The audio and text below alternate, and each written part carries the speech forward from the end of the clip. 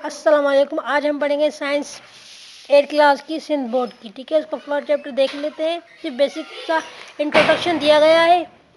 ठीक है, इसमें चैप्टर नंबर 1 है ह्यूमन ऑर्गन सिस्टम, यानी कि इंसान के ऑर्गन का, हिस्सों का एक सिस्टम।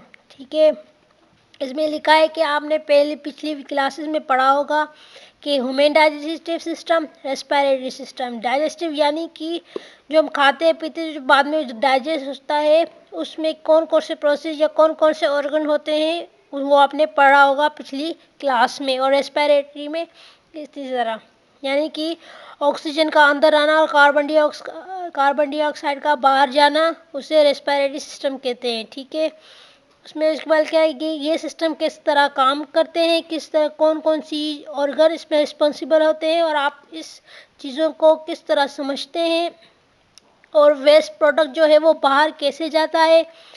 और the body system that control and coordinate for the function of all other system is called nervous system.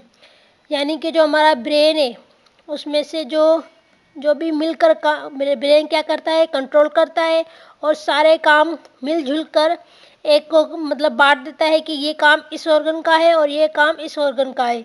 उसे हम नर्व सिस्टम कहते हैं। जब नर्व सिस्टम हमारे एक्सक्रीटरी सिस्टम को जब सिग्नल देता है तब ही वेस्ट प्रोडक्ट बाहर जा सकता है, वरना नहीं जाता। वहीं वो स्टोर होकर बॉडी के अंदर ही तबाही मचा देता है।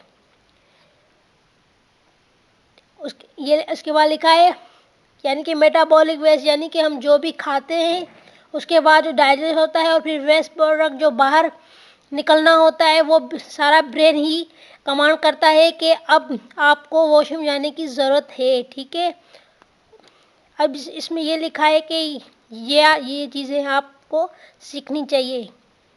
एक नर्व सिस्टम, सेंटर और peripheral, reflex action, excretory system, structure of kidney and its role in excretion. ठीक है, और ये चीज़ें आपको मालूम होनी चाहिए। ठीक है, ये हमारा ब्रेन है, ये बॉडी का जो भी सिर्फ नर्व्स दिखाई हुई है और कुछ भी इसमें ज़्यादा नहीं बताया हुआ।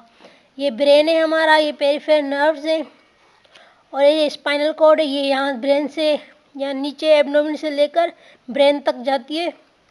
ब्रेन से कनेक्ट होकर जो भी सिग्नल आता है पहले यहाँ जाता है और उसके बाद इन सारी नर्व्स में चला जाता है। ठीक है, ये पेरिफेरल नर्व्स है जो उधर ऊपर थी, उधर सॉरी हाथ में और टांगों में। ठीक है, अब इसका पहला देख लेते हैं।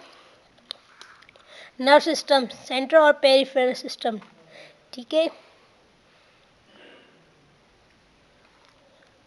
अब इसमें स्ट्रक्चर बताया गया है किसका, नर्व सिस्टम का, कि उसमें से कौन कौन से ऑर्गन्स इन्वॉल्व होते हैं। ठीक है, the nerve system is a network of nerves that links brain to every part of the body.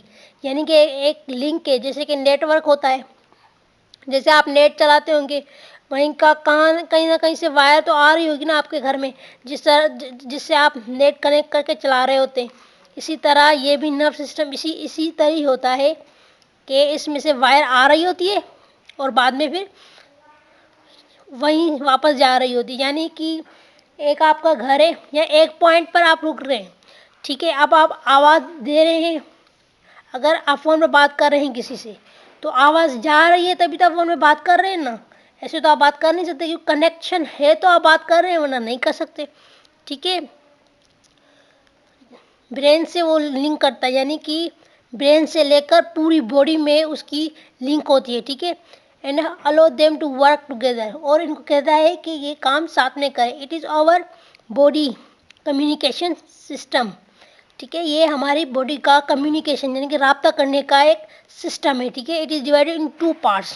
इसके 2 पार्ट होते हैं, एक सेंट्रल नर्व सिस्टम जो स्पाइनल ब्रेन से लेकर स्पाइनल कॉर्ड तक होता है, और दूसरा पेरिफेरल यानी कि सेंसरी नर्व्स और मोटर नर्व्स के दरमियान होता है, ये वाला पेरिफेरल नर्व सिस्टम। ठीक है, आज के लिए इतना ही, हम यहाँ तक ही